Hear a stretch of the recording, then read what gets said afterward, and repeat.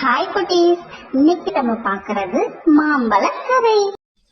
மலையடிவாரத்துல ஒரு மாமரம் இருந்துச்சாம். அந்த மாமரத்து உச்சியில ஒரு மாம்பழம் பழுத்து இங்கிட்ட அங்கிட்டும் ஆடிட்டு இருந்துச்சாம்.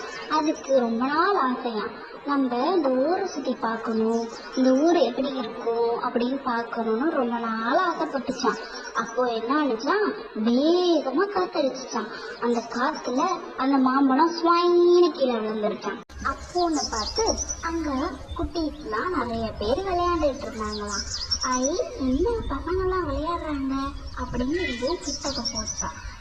மாம்பழம் வருது பாருங்க அப்படின்ட்டு அந்த பசங்க அந்த மாம்பழத்தை வச்சு விளையாடலான்னு கூப்பிட்டாங்களாம். உன்னை நாங்க குடிக்க போறோம், உன்னை நாங்க சாப்பிட போறோம் அப்படின்னு அந்த பசங்களும் அந்த மாம்பழத்தை துரத்திட்டு போனாங்களாம். என்னெல்லாம் உங்களால குடிக்க முடியாது அப்படின்ட்டு வேகமா ஓடிடுச்சான் அந்த மாம்பழம். அதுக்கப்புறம் அது ஒரு தோட்டத்துக்குள்ள போய் போயிடுச்சான். தோட்டத்துக்குள்ள போன மாம்பழம் ரொம்ப டயர்டாயிடுச்சு, சரி கொஞ்ச நேரம் குட்டி பக்கம் போடுவோம் அப்படின்னு தூங்கிடுச்சான்.